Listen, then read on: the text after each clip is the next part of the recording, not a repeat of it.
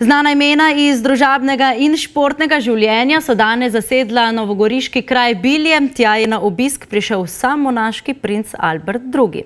Sin že pokojnih kneza Rainerja in nekdanje ameriške igralke Grace Kelly velja za vsestranskega športnika. Nenazadnje je barve kneževine zastopal na 5 zaporednih zimskih olimpijskih igrah v bobu in je podpornik humanitarnih organizacij.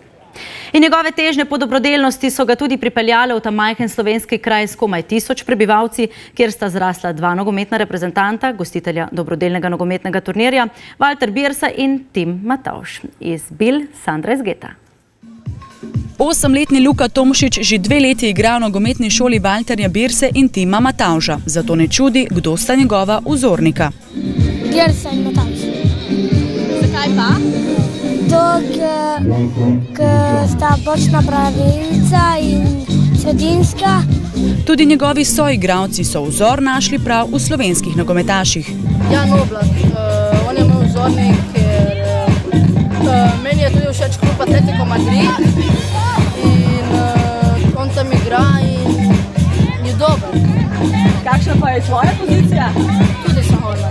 V šoli jih učijo tako prijateljstva kot tudi tekmovalnosti, česar so se dobro zavedali tudi današnji povabljenci. Sigurno bo igra zelo napeta, kajti kljub temu, da je to neka prijateljska tekma, bomo vsi dali maksimum in bomo probali zmagati.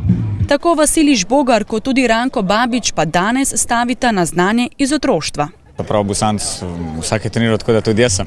Mada sem hotel tenis trenirati, sem, ker je mama izvedela, koliko stane učne ure tenisa, rekla, daj sine, fata se ti žoge, tam imaš kopačke in razguli. Nakoliko sta si zapomnila, bosta pokazala na igrišču. No, obiskovalci pa so danes pokazali solidarnost in sicer z nakupom vstopnic. Izkupiček bo šel namreč v dobrodelne namene, porodnišnici Šempeter in fundaciji Vrabček upanja.